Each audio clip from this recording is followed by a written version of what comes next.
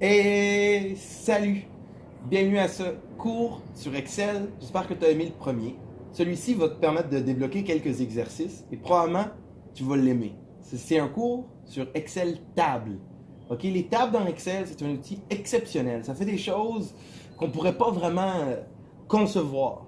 Ça a des fonctionnalités super cool que si on avait sur papier, on abandonnerait Excel rapidement. Mais ils n'existent pas ces fonctionnalités-là sur papier. Alors j'ai hâte de vous montrer c'est quoi les outils de table, c'est quoi leurs fonctionnalités et comment ça peut vous aider. Alors, sortons un crayon. Alors, aujourd'hui, Excel, table. Dans Excel table, il y a plusieurs parties qui vont être importantes. Premièrement, il va falloir discuter de la conceptualisation de notre table. Mais avant de conceptualiser notre table, il faudrait être capable de savoir quelle table qu'on veut. Alors là, aujourd'hui, le but, c'est de faire une table qui fait le suivi de mes dépenses. OK? Le suivi de mes dépenses. Alors, je vais commencer à faire des achats. Et j'aimerais ça dans Excel, insérer l'information correctement pour que plus tard, je puisse faire de l'analyse. Alors aujourd'hui, je vous montre comment faire ça, comment insérer l'information dans Excel par rapport à n'importe quel suivi que vous voulez faire. Mais aujourd'hui, l'exemple, ce sera avec le suivi de vos dépenses. Ensuite, on va conceptualiser cette table-là. OK, on va conceptualiser cette table-là. Et ensuite, je vais vous apprendre les fonctions de table spéciales. OK, les fonctions table. Pour nous en nommer quelques-unes, on va parler de trier, on va parler de filtrer, et on va parler de toto. OK, c'est des choses qui sont très importantes au cours. On va discuter aussi d'un outil qui s'appelle format conditionnel. Et on va parler d'impression en PDF avec titre. Et ça va te permettre de comprendre où c'est qu'on s'en va aujourd'hui et qu'est-ce qu'on va faire. Alors, je change de couleur. Aujourd'hui, dans notre cours d'Excel, on va conceptualiser une table pour le suivi des dépenses. Alors, considérons que moi, je suis allé acheter des choses différentes, comme pour mon périple. J'ai été obligé d'acheter des marqueurs, un ordinateur, un écran, une caméra, plusieurs choses. Et en plus de ces choses-là, d'habitude, tous les jours, je dépense aussi de l'argent sur peine à faire. Là, on se retrouve à dépenser souvent. Cet argent qu'on dépense, la plupart d'entre nous, on ne sait pas où c'est qu'elle s'en va. On la dépense, on l'oublie, on la dépense, on l'oublie, on la dépense, on l'oublie. Mais mettons que vous voudriez, à la fin de l'année, être capable de savoir où votre argent allait aller. Comment est-ce que vous devez mettre vos données pour avoir cette information de manière correcte? Alors, la première chose qu'il faut savoir, c'est qu'est-ce qui nous intéresse dans nos dépenses? Quelle pièce d'information qu'on veut retenir? OK? Et ça veut dire définir les colonnes de notre suivi. Alors, définir les colonnes. Alors, la première chose qu'on va faire, c'est définir les colonnes. Non, c'est 1L, 2N colonnes. Les colonnes de notre table. Alors, puisque je fais des dépenses, mes colonnes seront quoi? Ben, il y aura la date. C'est sûr. OK, la date à laquelle j'ai fait la dépense. Quoi d'autre qu'il va y avoir, autre que la date? Il va aussi y avoir le montant de la vente. Peut-être que vous allez insérer aussi la description.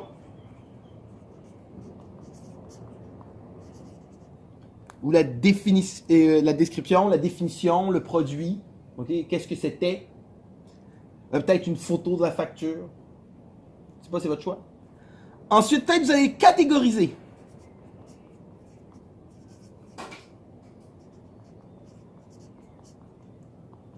Et là, nous, qu'est-ce qu'on va faire? C'est que les dépenses, on va leur donner deux types de catégorisation.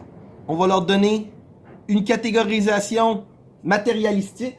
Ça veut dire que si c'est un bien matériel de différents types, ça veut dire que si c'est de la nourriture, du transport, de l'habitation,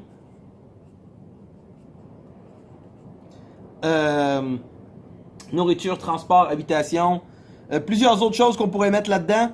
Quand je suis en classe, c'est facile, je suis juste demander aux élèves, là, il faut que je les sorte tous de ma tête.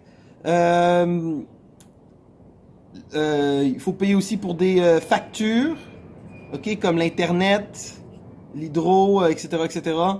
Il y a plusieurs autres choses qu'on dépense dessus. Si je ne me viens juste pas, on pourrait dire loisirs, etc. Alors ça sera nos catégories matérielles, mais aussi on a des catégories d'importance. Ok, alors je vais mettre primaire, secondaire et tertiaire.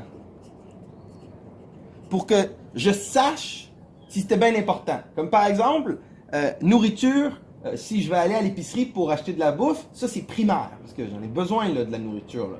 Mais si par exemple je suis allé au restaurant, ça pourrait être tertiaire ou secondaire, dépendant de comment je le juge. Du restaurant aussi. T'sais, si je suis allé peut-être au McDo, peut-être je peux dire que c'est tertiaire parce que c'est pas si cher, c'est secondaire parce que c'est pas si cher et j'avais besoin de me nourrir. Mais peut-être que je peux considérer comme un gros restaurant haute classe tertiaire parce que je n'avais vraiment pas besoin de manger un beau steak qui coûtait 35$. Alors, c'est à moi de définir chaque dépense, comment je la juge. Alors, ça me donne deux types de catégorisation. Comme ça, à la fin de l'année, je vais pouvoir dire je dépense ça en dépenses primaires, ça en dépenses secondaires, ça en dépenses tertiaires. C'est intéressant, je pense que beaucoup de monde ne sont pas capables de faire ça. Et c'est une catégorisation assez intéressante. Alors, ça, c'est le but de créer notre table. Alors, si vous comprenez ce qu'on est en train de faire, on va aller dans Excel et on va créer une table. Et cette table aura des titres de colonnes. Il y aura date, montant, description.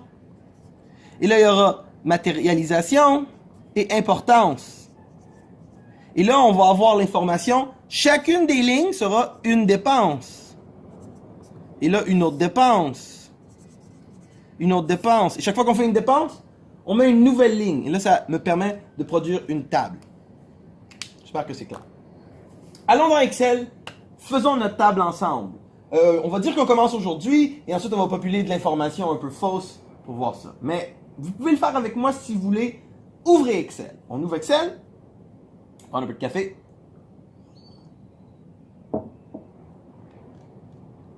Et on définit nos colonnes. Date, montant, description, type, on va dire type et importance. Alors là, quand on fait quelque chose comme ça, on va vouloir insérer la date, par exemple. Alors pour insérer la date, si c'est votre document, vous allez souvent vouloir l'insérer aujourd'hui parce que vous allez insérer les ventes quand vous les faites. Je vous conseille pas d'avoir des ventes pour toute la semaine puis ensuite d'insérer les entrées. C'est peut-être plus simple de les entrer une à la fois aussitôt que vous faites la vente. Alors, aujourd'hui, par exemple, je suis allé ce matin acheter du café en ville. Alors, je suis descendu pour acheter du café. Alors, on va mettre la date d'aujourd'hui. Est-ce que vous connaissez le raccourci pour la date d'aujourd'hui? Contrôle, point, virgule. Contrôle et point, virgule, ça va mettre la date d'aujourd'hui dans la cellule. Alors, j'ai mis la date d'aujourd'hui dans la cellule. C'est fait, c'est réglé, c'est rapide. Mon montant de ma vente, c'est combien que je vais ça m'a coûté? Ça m'a coûté 24$. Le montant de la vente. Mais là, le montant, j'ai-tu mis 24$? Non. Si je veux des signes de dollars, je vais dire le format de dollar qui est en haut dans accueil ici. Et ça va mettre $1 pour moi. Je ne vais pas mettre 24$. Ensuite, la description. C'est quoi la description ici qui nous intéresse? Ben, ça va être du café. Mais là, dans type, moi, j'aimerais que l'utilisateur, moi, ait juste l'option de 5 types. Il y a nourriture, transport, habitation, facture, loisirs. On va mettre autre. On va mettre 6 types. Ce serait intéressant que je sois capable d'avoir ces 6 types-là dans cette cellule-là. Alors là, ce serait cool d'avoir un menu déroulant. Je vous montre comment faire un menu déroulant. Il y a plusieurs manières d'en faire des menus déroulants dans Excel. Il y en a avec du code, il y en a avec des noms, il y en a avec des sections dans d'autres places. Je vais vous montrer la méthode un peu la plus simple. Si vous voulez vous améliorer, écoutez d'autres cours, vous allez voir, je vais vous en donner d'autres méthodes de faire des menus déroulants. Alors, la méthode la plus simple, c'est d'utiliser la validation de données. Alors, on va aller dans Données. Et on va aller sur le bouton Validation de données. Il est ici, ok, il est dans la section Outils de données, il s'appelle Validation de données. Il n'est même pas écrit Validation de données, il faut vraiment que tu le saches, ça montre dans Excel comment c'est compliqué. Et quand tu fais la validation de données, il va te demander des questions. La première question qu'il va te demander, c'est tu veux autoriser quoi? Veux-tu autoriser tout? Non, je veux autoriser une liste. Et cette liste, c'est quoi? Alors ici dans source, il faut que tu insères toutes tes options séparées par des virgules ou des points-virgules. Probablement que c'est des points-virgules pour vous parce que vos ordinateurs sont français là. OK? Alors, si l'ordinateur est français, c'est point-virgule. Et si l'ordinateur est anglais, c'est virgule. Ça, c'est un peu complexe parce que la plupart d'entre vous, vous avez des ordi avec des Excel français et des Excel anglais. Sachez que le point-virgule et la virgule, c'est pas la même chose. Le séparateur en français, c'est point-virgule. Et le séparateur en anglais, c'est virgule. Alors ici, c'est en anglais. Alors je vais mettre des virgules. Mais vous, il faut mettre des points-virgules. Alors, j'écris la source. Ça va être nourriture, virgule. Et là, vous, c'est point-virgule. Transport, virgule. Habitation, virgule. Facture, virgule. Loisirs, virgule. Autre. Alors là, voilà, je les ai tous mis avec des virgules. Vous, c'est en français. Si votre ordinateur est en français, c'est point virgule. Facile à savoir, hein. Si vous regardez en bas à gauche là, de votre ordi, là, en bas à droite, je veux dire, de votre ordi, si c'est écrit Monday, ou vous voyez une date en anglais, c'est parce que c'est en anglais. Si c'est écrit lundi, là, ça veut dire que votre ordi est en français. Et ça définit si c'est des virgules ou des points virgules. Je fais OK, là, regardez, ouh! Dans ma cellule ici, j'ai un menu déroulant qui me laisse choisir. Alors, le café, c'était de la nourriture. Ça fit dans la nourriture. Importance, je voudrais la même chose. Alors, je vais encore aller dans la validation de données. Je vais autoriser une liste. Et la liste, je vais la définir avec des virgules. Moi, parce que mon ordinateur est en anglais. Mais vous, si votre ordinateur est en français, je sais que c'est des points-virgules. Alors ici, je vais, j'écris quoi? Primaire, virgule, secondaire, virgule, tertiaire. Et voilà, ici, je peux choisir le type de dépense. Et le café, primaire. Pas secondaire quand même. Je ne peux pas survivre sans café.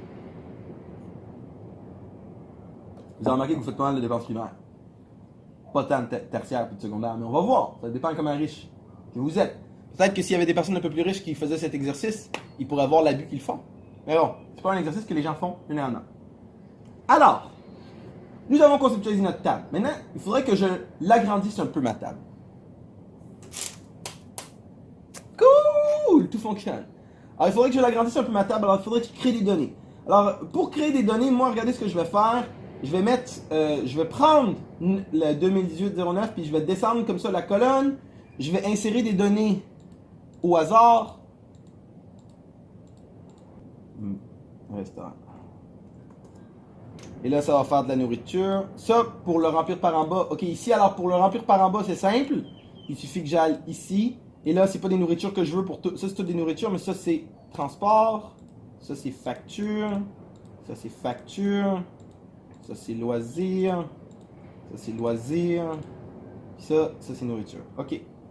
Parfait. J'ai habitation, non? Ok, on va mettre une habitation. Loyer. 450 $. Oui, ici, habitation. Alright. Et là, super. Je vais mettre primaire pour celui-là. Restaurant, je vais remplir encore par en bas.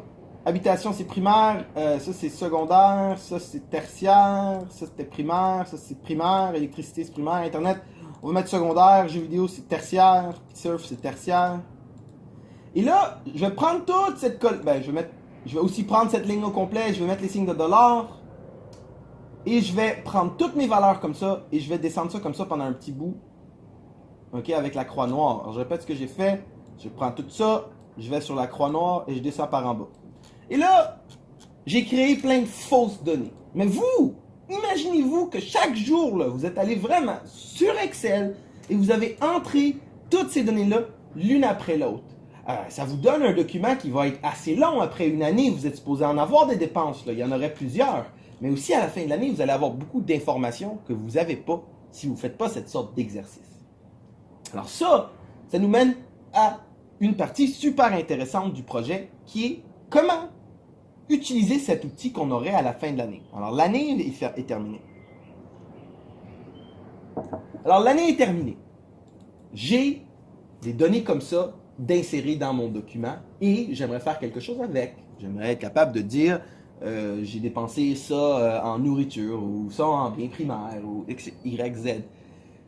Il y a deux manières de faire ça. Il y en a une, c'est table, et l'autre, c'est les formules. Je vous enseigne les formules après celle-ci. Les formules sont cool parce que c'est dynamique. Ça veut dire que quand tu vas rajouter de l'information, les totaux s'ajustent.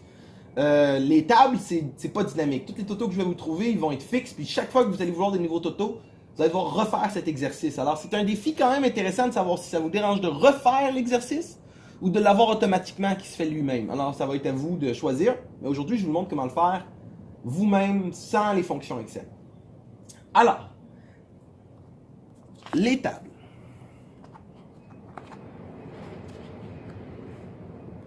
Alors, dans Excel,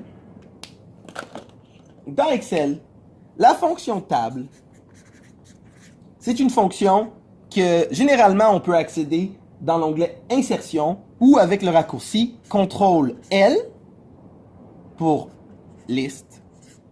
OK, puis vous allez entendre, souvent je vais dire le mot liste dans le périple, comme une liste d'invités.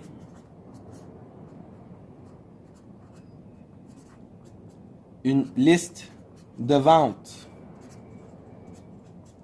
OK? Je vais en dire beaucoup. Des listes de réponses. Et avec les listes, CTRL-L, tu peux te retrouver à faire une table dans Excel. OK? Alors aussi, si tu es en anglais, là, en passant, parce que je parle souvent des choses anglaises, parce que Excel, c'est souvent en anglais pour plein de gens, c'est CTRL-T le raccourci. OK? Pas CTRL-L, ça dépend de la version. C'est CTRL-T ou CTRL-L, mais rappelez-vous, vous pouvez trouver ça dans l'onglet Insérer. Quand vous faites une table, alors je vous montre comment faire une table avant de continuer avec l'explication. Je vous montre comment faire une table. Regardez. On va aller dans Excel. On va prendre une cellule. On va cliquer une cellule, puis on va faire CTRL-L. Ou on va faire CTRL-T si c'est en français, mais vous voyez CTRL-T en anglais, en français, ça ne fonctionne pas. Et ici, je vais insérer dans Tableau. Je peux cliquer Tableau, Tableau, Tab, et ça me donne une sorte de question. On dit où se trouvent les données de votre tableau. Alors là, c'est autour de ça. Et checkbox, mon tableau est conforme, comporte des entêtes. Est-ce qu'il y a des entêtes? Oui. Il y a date, montant, description. Ça, c'est mes entêtes. Et tout le reste, c'est du contenu. Et ensuite, ça me dit ça correctement. Et je dis OK. Rappelez-vous, CTRL-L, ça fonctionne aussi. Vous cliquez une cellule, je fais CTRL-Z pour revenir en arrière. Je clique une cellule, je fais CTRL-L, ça me donne le champ, je fais OK. Et là, c'est rendu une table, un tableau, une liste. OK? Il l'appelle de plein de manières. C'est pas standardisé, dépendant des versions d'Excel et dépendant de plein de facteurs. Ça change. Alors, rappelez-vous que ça s'appelle une liste, une table, un tableau. OK? C'est comme ça que Excel le manipule. Et ça transforme ça en outil... le mot, c'est accountable en anglais. En français, c'est un outil que tu peux faire confiance. Ça te donne les vraies données, ça fait pas trop d'erreurs. Et ça, c'est quand même super cool que Excel nous a fait un outil comme ça, parce que des fois, dans Excel, ça nous frustre qu'on n'a pas les bonnes données. Bon, alors, on a transformé ça en tableau dans Excel. Maintenant, on a activé plusieurs fonctionnalités. Une des fonctionnalités qu'on a activées dans Tableau, c'est l'habilité de filtrer et de trier.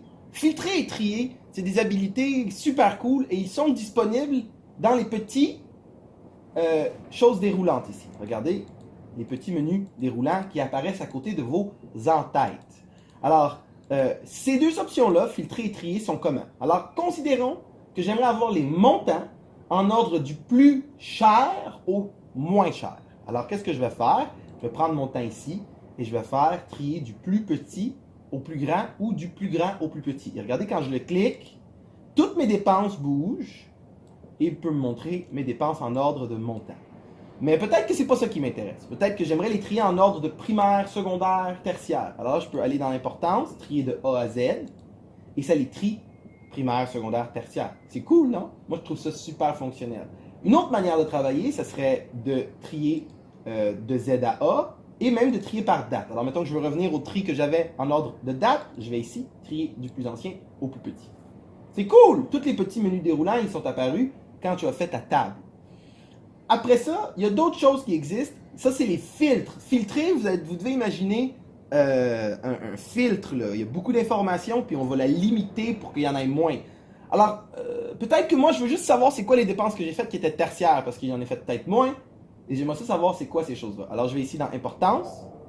Et ici, vous voyez, il y a primaire, secondaire. Alors, si je décheck primaire et secondaire et je check tertiaire, je fais OK. Regardez qu'est-ce que j'ai comme information. Seulement les choses tertiaires.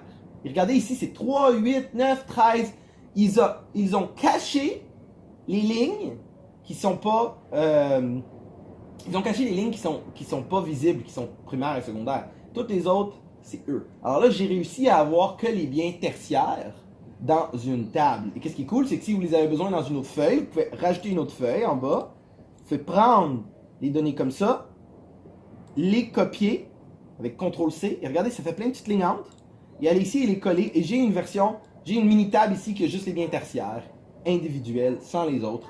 Ça fonctionne assez bien. Et ça, c'est grâce au filtre ici. OK, filtre. Alors moi, dans les tâches que j'ai à vous donner, échappe, pour enlever les pointillés si ça vous dérange. Les fourmis qui dansent, ça s'appelle.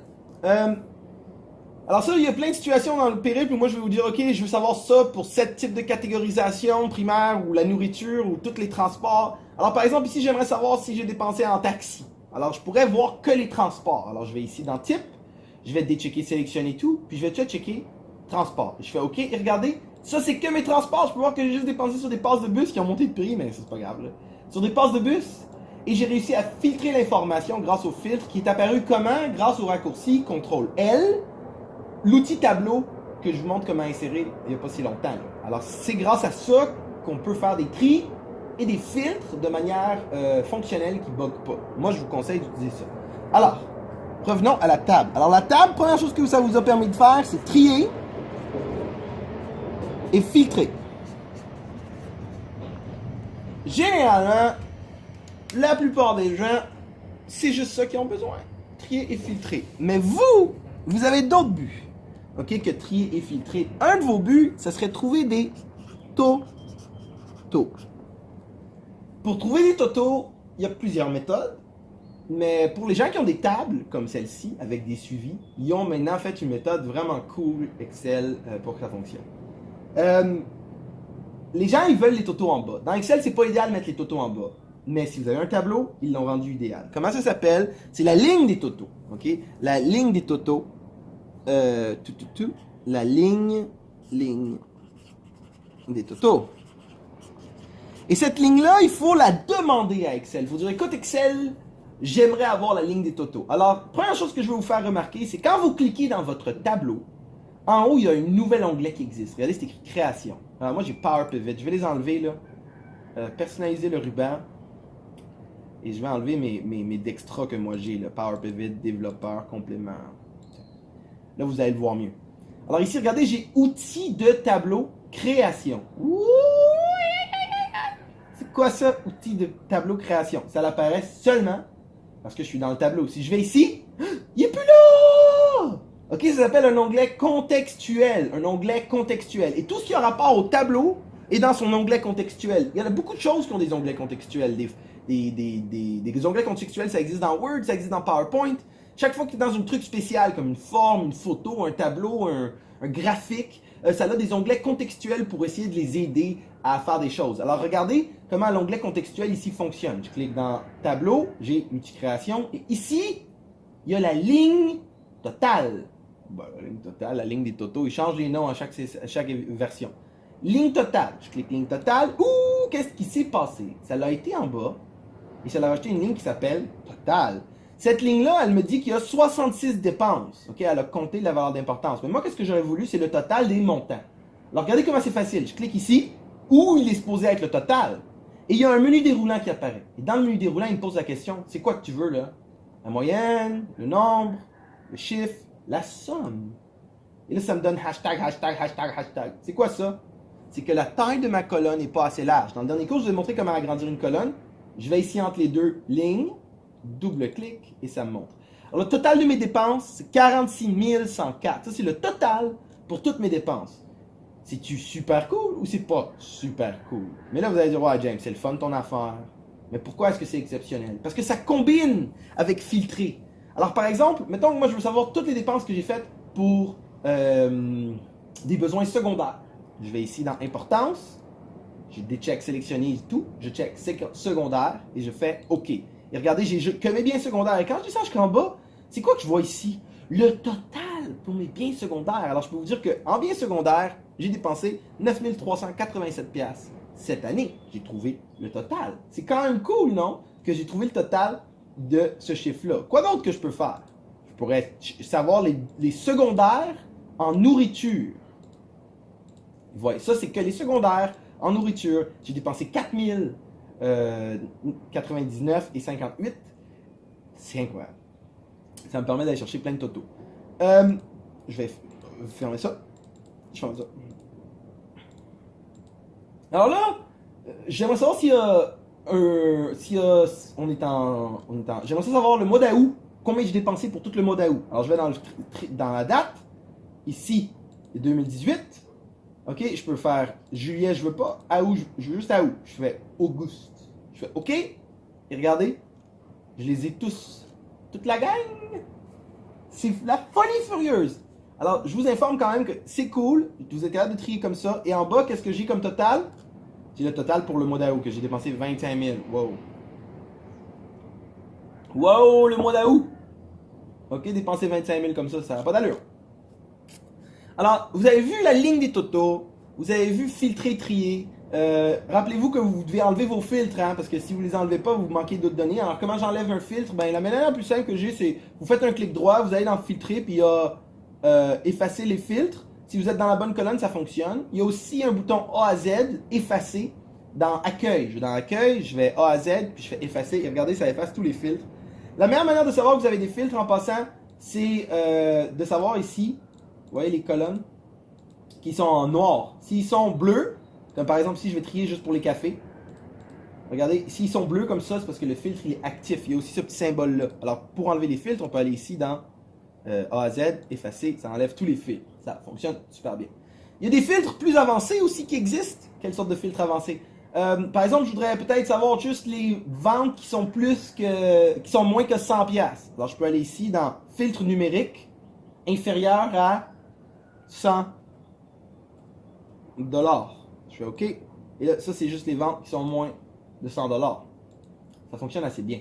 Je vous conseille d'utiliser ces choses-là si vous en avez besoin, les filtres avancés et tout ça. Mais là, les tables, ça a une fonctionnalité aussi importante dans le style. OK? On a parlé de format dans le cours au début. Alors, auto-style de table.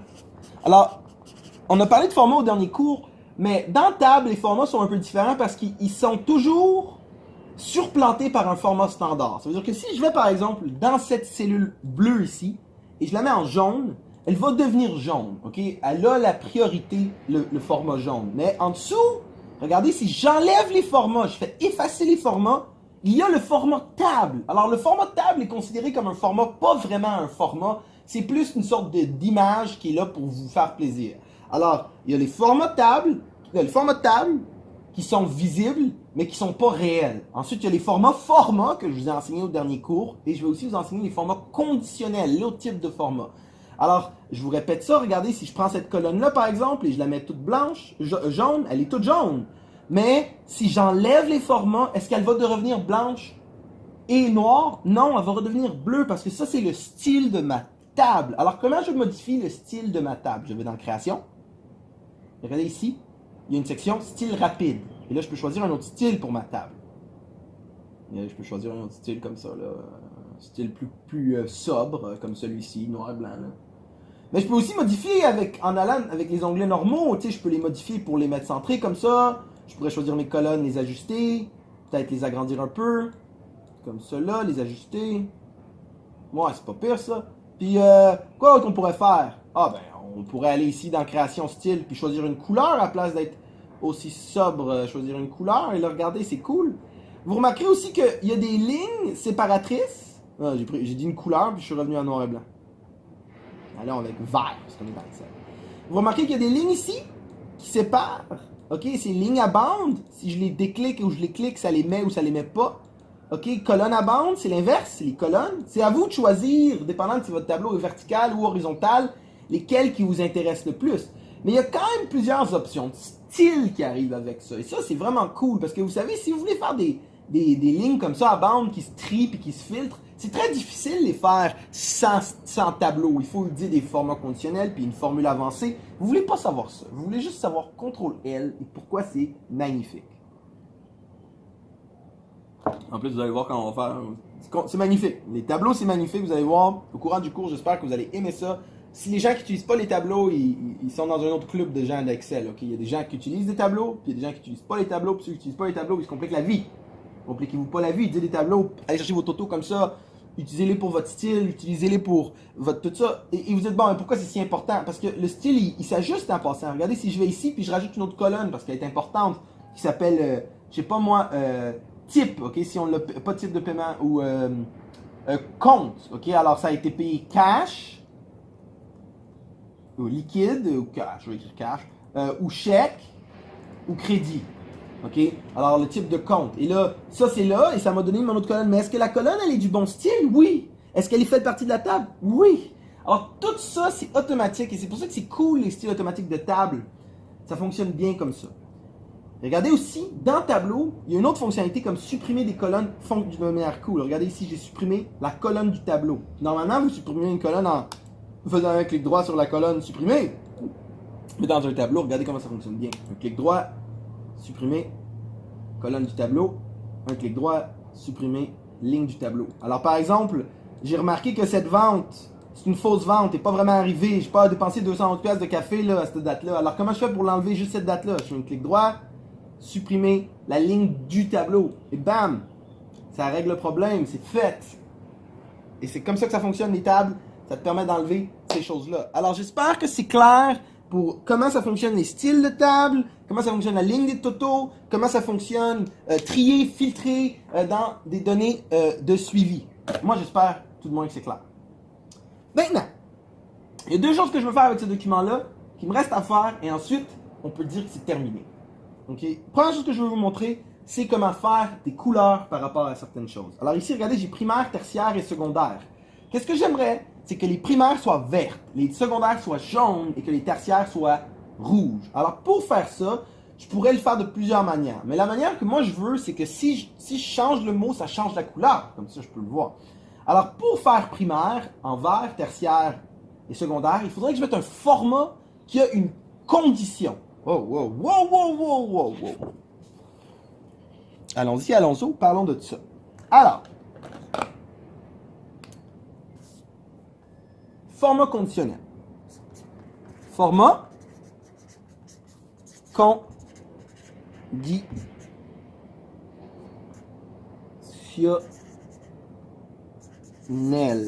2N, 2L à conditionnel. Format conditionnel. Alors ça, c'est un format qui a une condition. Et là, la condition que je veux faire, c'est quoi? C'est si le mot est égal à primaire, il devient rouge. Non, vert. Haha! Le beau truc rouge m'a trompé. Si c'est égal à quoi? À secondaire. Jaune. Et si c'est égal à tertiaire, ça va être rouge. Alors, pour faire ça, il va falloir que j'utilise la mise en forme conditionnelle. Okay? Format conditionnel. Où c'est que je trouve ça? C'est un bouton sous accueil, mise en forme conditionnelle. Je vais sélectionner toute ma colonne E, parce que c'est dans toute la colonne E que j'aimerais que primaire, tertiaire et secondaire soient de bonne couleur. Je choisis toute ma colonne E. Je vais dans mise en forme conditionnelle et je fais quoi? Règle de mise en surbrillance égale à. Parce que remarquez, j'ai égal à. Alors, égal à quoi? 64? Non. Je veux, quand c'est primaire, que ça soit un remplissage. Il y a un vert ici, mais il y a aussi un format personnalisé, qui est l'interface de format qu'on connaît de format de cellule. Alors ici, je peux choisir par exemple un remplissage qui est un vert léger comme ça. Je fais OK, et je fais OK. Et regardez, toutes les primaires sont en vert léger. On recommence. Mise en forme conditionnelle, surbrillance, égale à. Et là, je ne cherche plus primaire, je cherche secondaire. Là, ici, je vais faire format personnalisé. Et celui-ci, ça va être, comme j'ai dit, jaune. Alors, je vais prendre un jaune un peu léger. Je fais OK. Je fais OK. Et là, j'ai le jaune léger et le vert léger. Et là, maintenant, il me manque juste le rouge. Mise en forme conditionnelle. Wow. Règle en mise en forme de surbrillance égale à. Et ici, ça va être tertiaire. Et celle-ci, format personnalisé. J'ai dit rouge, un rouge léger. J'ai pas vraiment un rouge léger, fait qu'on va choisir cette sorte de orange ici. Ou je pourrais choisir un rouge ici, ou je pourrais aller autre couleur en réalité, choisir mon propre rouge léger. Ici, probablement, j'ai plus d'options. Alors, rouge léger, comme ça. OK. Je trouve un beau rouge léger. Et là, je fais OK. Alors, j'ai mes 3 couleurs ici, secondaire, primaire et tertiaire, qui ont été faites grâce au format conditionnel. Et regardez comment c'est cool. Si par exemple, je réalise que ça, c'était pas une dépense primaire, c'était une dépense tertiaire, elle devient rouge. Puis si ça devient une dépense secondaire, elle devient jaune. Alors, c'est un format conditionnel. C'est la condition qui le définit. Alors, si je vais en bas de mon document, j'enlève ma ligne des totaux. C'est important de l'enlever de temps en temps. Et je rajoute une nouvelle dépense ici, qui était de 325 $. C'était aujourd'hui. OK, c'était, je sais pas moi, de la musique. Ça m'a coûté cher de musique. C'était un loisir et c'était tertiaire. La couleur, elle se fait allouer automatiquement grâce à ça. Alors, les formats conditionnels, la mise en forme conditionnelle, regardez combien il y en a. Il y a supérieur, inférieur pour des nombres, entre, quand c'est des choses entre, égales. Il y a un texte qui contient une date, comme une date dans le passé, une date dans le futur. Il y a aussi une valeur en double. Ça veut dire, par exemple, tu veux chercher des duplicats dans la colonne, des choses qui sont pareilles. Ça, c'est vraiment utile. Mais il y en a aussi d'autres, comme les 10 plus hautes valeurs, ou les 10 plus basses valeurs, ou les 10% les plus bas, ou en dessous de la moyenne, au-dessus de la moyenne, il y a des trucs cool comme ça. Mais il y en a des choses vraiment spéciales, comme ici, regardez, il y en a une, ça s'appelle des barres. Qu'est-ce que je vais faire, c'est que je vais mettre la barre de données ici, là, et regardez qu'est-ce que ça fait. Je vais faire ça, puis je vais trier, je vais faire un petit tri rapido pour ça, comme ça. Et regardez qu'est-ce que ça a mis dans la colonne. Une sorte de barre qui représente la quantité. C'est comme un graphique dans la barre. Ok, je vais undo, là. Je vous le remonte, là. Tu vas dans accueil, mise en forme conditionnelle, barre. Tu choisis la colonne avant, là, parce que si tu ne choisis pas la colonne, ça ne fonctionnera pas. Et là, tu peux choisir une barre. Là, je peux mettre une barre verte ou une barre rouge comme ça. Et vous voyez, la barre rouge montre la quantité de chaque cellule. C'est vraiment cool. Il y a des nuances de couleur aussi, par exemple. Et ça va faire la même chose que les barres, juste en nuances de couleur. Les basses en bleu et les hautes en rouge. Alors, vous pouvez vraiment faire des affaires cool grâce au format conditionnel. Je vous conseille de vous amuser avec. Ça se peut que dans le cours, je vous donne des exercices un peu plus difficiles avec les formats conditionnels. Mais généralement, quand tu veux qu'une cellule change de format dépendant d'une condition que tu veux mettre, si ça arrive, ça, j'aimerais que ça change de couleur. Si ça arrive, ça, j'aimerais que ça change de couleur. C'est les mises en forme conditionnelles qui fait ça. Sachez qu'il y a plusieurs règles. Regardez ici, il y a le bouton Nouvelles règles. Et dans Nouvelles règles, je peux choisir une panoplie de règles. Ici, je peux choisir une panoplie de règles. Et il y en a une ici même, c'est utiliser votre propre formule. Alors, si vous êtes bon dans les formules, comme je vais vous l'enseigner, vous pouvez même créer vos propres conditions pour vos besoins avec des formules. Si c'est la somme de 500 plus la somme de 1000 plus ça, donne-y rouge. C'est possible. Plein d'affaires sont possibles grâce à le fait qu'on peut mettre des formules dans les formats conditionnels. Hey! Ça, c'est pour les formats conditionnels. J'espère que vous avez trouvé ça clair. J'ai fait mon document. Je suis fier de mon document. Mais maintenant, j'ai un but. Imprimer mon document en PDF avec certaines conditions. J'aimerais qu'il fitte toute la table. Si vous avez écouté le dernier cours, on a parlé d'impression. Ok, je vais écrire PDF print. Parce que moi, j'ai pas peur des anglicismes. Parce que en anglais, il faut comprendre là, vraiment là, que il faut pas avoir peur des anglicismes parce que principalement toutes les choses en anglais, toutes les choses qui sont claires et qui informent bien l'information sur Excel, c'est en anglais, c'est pas en français. C'est pour ça que je le fais en français, c'est parce qu'il n'y a pas beaucoup de contenu en français pour vous aider à pas galérer avec tout ça. Alors j'espère que ça vous aide. Alors le PDF print, comment on fait ça?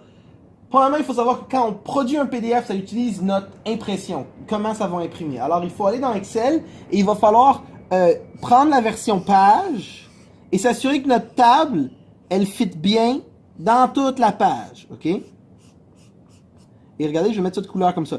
Et j'aimerais ça que sur chacune des pages, ça prenne le maximum et que le titre, il soit répété pour qu'on puisse savoir sur chacune des pages les contenus. J'aimerais ça que ça soit beau. Alors, pour faire ça, il va falloir que je fasse quand même certaines affaires. Il va falloir premièrement que je l'ajuste avec onglet mise en page. Et ensuite, je vais devoir répéter les titres.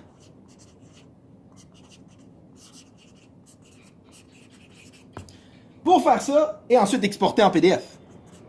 Export PDF. Faisons ça ensemble, et ensuite, on aura terminé pour aujourd'hui. Ça va être clair. Alors, comment on fait ça? Vous prêts ou êtes-vous pas prêts? Première chose qu'on va faire, c'est qu'on va voir de quoi ça a l'air imprimé. Alors, je vais aller sur le petit bouton en bas, en coin en bas ici. Je sais pas si vous le voyez, mais le bouton page. Là, je vois que j'ai encore de l'espace sur ma page. Ok, puis je vois que je vais à la deuxième page. Mais j'ai encore de l'espace sur ma page. Alors, je vais dire l'échelle ici. Ou je peux dire la largeur, puis dire que je veux que ça fit dans une page. Et là, il va essayer. Mais des fois, il va juste réduire. Tu comprends? Il va juste essayer de réduire. Alors, moi, je vais l'agrandir parce que je veux qu'il l'agrandisse. Jusqu'à temps que je le vois aller dans l'autre page. Et là, il est sur l'autre page. Alors 140, c'est trop.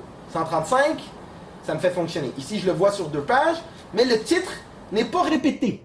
Alors, comment je fais répéter les titres? Alors, c'est imprimer les titres ici.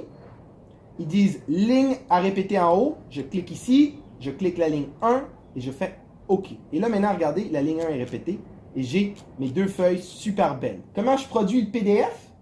Je vais dans Fichier, Exporter, créer un document PDF XPS. Je crée PDF. Et là, c'est écrit classeur 1. Je vais le sauvegarder sur mon bureau. Je vais l'appeler document dépenses. Et je fais Enter. Et là, regardez, j'ai sauvegardé le PDF. On peut le voir ici. Il s'est ouvert. Je vous le montre. Regardez, un beau PDF fait en PDF, pas en Excel, que les gens peuvent savoir. J'ai pas le total en bas, mais je pourrais l'avoir. Regardez, on va le faire. On va aller en bas ici. Comment je mets le total? Un clic droit. Table. Ligne des totaux. J'ai mon total ici. Il est à somme. C'est parfait. Alors là, j'ai juste besoin de refaire mon PDF. Fichier. Exporter. Créer PDF. Je vais repartir sur mon bureau et je vais recliquer document dépenses. Publier. Je fais oui. Et là, on devrait le voir apparaître.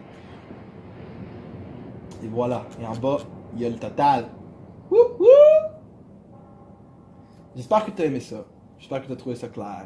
J'espère que ça t'aide vraiment là, à utiliser Excel à ton avantage. Les tables, c'est un outil fantastique. Ça te permet de conserver les formats. Ça te permet de faire une trolley de choses. Alors, ça amène à discuter de nos conclusions. Okay. Aujourd'hui, on termine. On va terminer avec quoi? On va terminer en concluant comme je termine toujours. Aujourd'hui, je vous ai montré l'outil table. Je vous ai expliqué ça grâce à un suivi de dépenses. Je vous ai montré que pour faire une table, généralement, il faut la conceptualiser. Okay? Alors, on fait le concept. Et généralement, ça veut dire définir le titre de nos colonnes, ainsi que les options, c'est un point ça, ainsi que les options des catégories.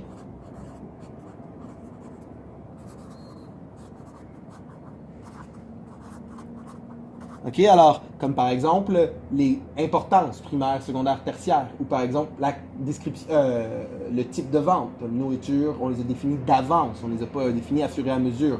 Qu'est-ce que souvent les gens font. Une fois que vous avez créé votre table, grâce à faisant un suivi de dépenses et que je vous ai montré comment faire tout ça et que vous avez compris un peu la conceptualisation, ensuite, vous avez utilisé un raccourci qui était CTRL-L, où vous avez été inséré l'onglet Insérer tableau pour produire un tableau. Et cette table que vous avez produite vous a donné quoi? Elle vous a donné l'option de filtrer, trier, les totaux et les styles qui sont des styles inférieurs à les formats de base. Mais, je ne sais pas si ça fit encore dans tout ça ici, oui. Mais on a vu des options un peu spéciales supplémentaires grâce à tout ça. Et c'était quoi les options spéciales qu'on a vues? On a vu les formats conditionnels.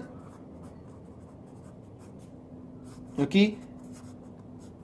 Conditionnel. Et on a aussi vu comment exporter notre table en PDF. OK, alors ça vous permet de faire quand même certaines étapes du périple. Si vous avez écouté cette vidéo et le dernier sur Curseur, ça vous permet de faire, je pense, votre première tâche de petit projet. Et ça vous permet aussi de faire suivi des dépenses, qui est la tâche où il faut aider vous et vos amis, je pense. Alors, ça vous donne quand même quelques parties du périple. J'espère que vous allez le faire et que vous allez vous amuser dans le périple. Sinon, bonne chance et j'espère que ça a été clair et que vous voyez l'utilité de la fonction table dans Excel et de la conceptualisation de votre propre table. Passez une bonne fin d'après-midi, une bonne journée et peut-être vous allez écouter le prochain vidéo d'Excel sur les formules. Ça va être une aventure! Votre prof qui vous dit bye et qui espère vraiment que vous trouvez ça plaisant, toute cette méthode d'enseignement. Ciao!